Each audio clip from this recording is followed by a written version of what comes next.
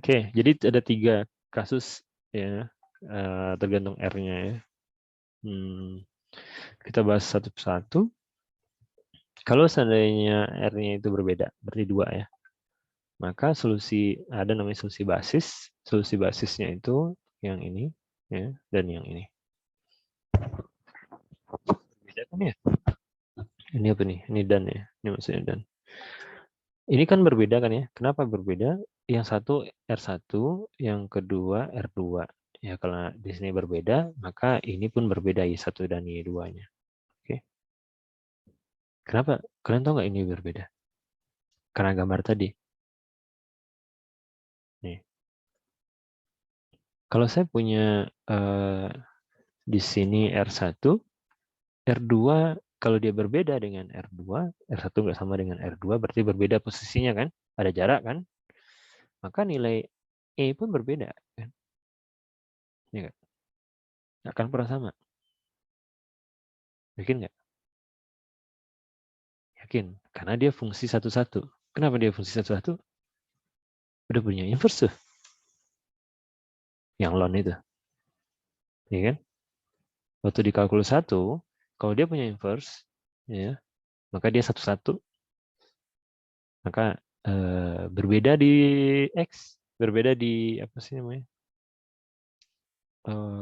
Ya, berbeda di bagian R-nya, otomatis berbeda di E-nya. Oke.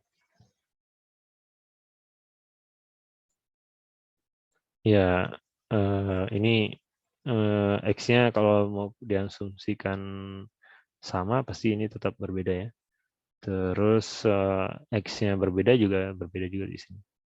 Nah, intinya di sini mereka nggak bisa saling apa? Kalau kalian tahu basis, ya, masih ingat di Mafek basis, mereka independen gitu.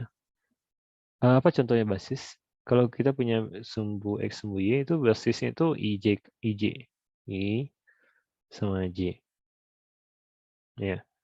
Nah, sekarang kalau kita di sini bukan IJ, yang satu ini ilustrasi aja. Ini gambar nggak mengatakan bentuknya sesungguhnya ya. Hanya ilustrasi gambar bahwa mereka itu independen. Yang satu I1, ya I1 aja saya tulis. Y2 sebelah sini. Nah, mereka independen. Yang namanya basis apa? Span, membangun. Terus apa lagi? Bebas linear, masih ingat? Siapa dosen Mafek-nya kalian? Matriks ruang vektor. Bu Kalau Ririn, Mbak. Nah, Bu Ririn apalagi ya. Neranginnya bagus biasanya. Jadi mereka itu basis di apa sebagai basis si 1 dan Y2. Jadi karena dia berlaku seperti basis, maka dia saling independen. Jadi yang satu nggak bergantung dari yang lain, yang satu nggak bisa terbuat dari yang lain. Kemudian dia membangun, maka yang satu dikombinasi linearkan dengan yang satunya lagi, maka akan tercipta solusi yang banyak. Jadi kombinasi linear kan di sini kalian lihat. Nah, ini yang enaknya kalau kalian udah mengambil mata kuliah Mafek. Istilah yang ada di sana bisa dipakai di sini. Ya. Jadi ini kan kombinasi linear dari basis Y1 dan Y2. Saya tulis di atasnya. C1, Y1 tambah C2, Y2. Kombinasi linear kan ini? Kenapa kombinasi linear? Ya, karena si C-nya itu bilangan real. Oke. Nah, terus udah tuh. Jadi solusinya begitu kalau seandainya R-nya solusi R yang ada di sini tuh ya berbeda. Ya, gambarnya solusi umumnya jadinya begini. Solusi umum ya. Kenapa disebut solusi umum? Karena masih ada C1 dan C2 yang dia tuh tergantung bisa macam-macam gitu. Nanti kalau ada kondisi yang dia memungkinkan sehingga C1-nya dapat berapa, C2-nya dapat berapa, maka disebut namanya solusi khusus ya. Oke, nanti bicara solusi khusus, sekarang masih solusi umum dari kasus R yang berbeda. Oke, sekarang kalau R-nya kembar itu sama. Nah, kembar itu sama, maka solusi basisnya kalian lihat di sini, nggak mungkin ya kalau logika yang tadi kan ERX lagi. Seperti ini kan, ER1X, ER2X. Tapi kalau seandainya R1 dan R2 itu sama, ya nggak rame kan berarti, dan dia nggak jadi basis. Maksudnya apa? Jadi sama gitu. Jadi yang satu sama adalah satu kalinya yang satunya lagi, satunya satu kalinya satunya lagi, jadi nggak bisa. Maka supaya dia berbeda, maka kita kalikan satu buah X di depan ini untuk membedakan dengan sebelah sini. Kalian lihat di sini, Y1, Y2 itu independen. Ada kali X, bukan kali R ya, kali X. Bisa dimengerti kenapa dikali X, supaya dia independen. Kalian nggak bisa mendapatkan Y2 dari Y1, atau sebaliknya. Misalnya, mendapatkan itu sekian kali. Masih ingat ya? Kombinasi linear dari. Ya. Kombinasi linear itu apa? Kalikan dengan angka. Kalau ini kalikan dengan X kan, supaya dapat Y2 kan. Dari Y1 mau ke Y2 kan harus kalian dengan X kan. Bukan dikalikan dengan angka kan. Maka dia Y2 bukan kombinasi linear dari Y1. Dan sebaliknya. Sampai sini paham? Jadi teori yang ada di Mafek dibawa lagi ke sini. Jadi dia jadi basis. Nah, maka solusi umumnya adalah kombinasi linear dari mereka. Maka ada C1, C2. Jadi aslinya dari C1, Y1 plus kombinasinya satu lagi Y2. Sudah dua nih ya. Bisa diingat nggak? Ini yang umum, ini yang umum yang kedua. Bisa diingat? Hal yang sulit mengingat ini? Enggak ya, belum ya. Entah kalau dia ada banyak nanti lupa. Atau baru sulit ya. Bisa ya?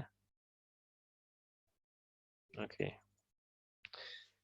Ya, kalau nggak ada pertanyaan, berarti oke, ini saya lanjutkan. Yang ketiga, akar kompleks konjugat. Jadi dari istilah konjugat itu, dia itu kayak berpasangan gitu, yang satu plus, satu minus. Ya.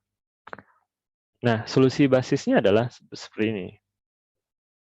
E pangkat UX cos W. Jadi si U yang sendirian di sini itu menjadi basis sini. Menjadi apa? Pengali dengan X di sini. W ini menjadi cosinus di sini. Nah, kalian bisa kembali ke yang tadi, yang 1 dan 2 ya. Di 1 dan 2, si W kita nilainya 0 kan ya? Iya kan ya? Misalkan ambil yang di sini. Di sini kan R1 saja, ya kan? R1 saja itu berarti tambah dengan 0 kali I. Ya kan? R2 saja berarti R2 ditambah dengan 0 kali I. 0 kali I, 0 kali I itu kan akar min 1 tadi kan? Ya. Jadi nggak ada kosong gitu. Tambah kosong, tambah dengan yang nggak ada. Oke, tambah 0. Dan maka sebenarnya ini tuh adalah lebih umum dari yang tadi. Ya. Cos 0 berapa? 1 ya. Sin 0, 0. Maka kalau seandainya R1 saja jawabannya, maka ini U. Ya, tadi kan U-nya kalau tadi kan W-nya itu 0 ya. Tadi kan R1 sama dengan R1 tambah 0 I. Jadi dia hanya muncul yang bagian ini saja ya. Yang kalau yang kedua juga sama.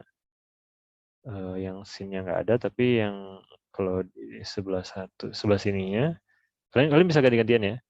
Misalkan kalian masukkan R1-nya ke sini, dapatnya R1 pangkat R1 saja dengan kondisi W-nya 0 ya. Dan di sini nggak ada karena sin 0 habis ya. Tapi kalau kalian masukkan R2 dikurang 0 W1, maka gantian nanti ya. Jadi ya ini aja sih, yang sebelah sini jadi 0 juga sih.